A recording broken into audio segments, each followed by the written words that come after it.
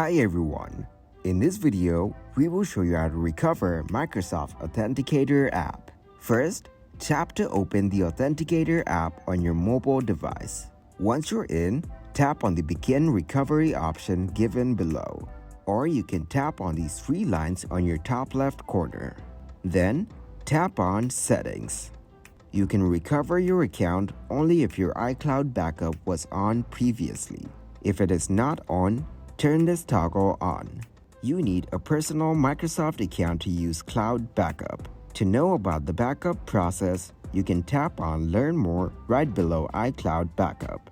If you've set up a backup and recovery codes for your Microsoft Authenticator app, you can use these to recover your accounts on a new device or if you've lost access to your phone.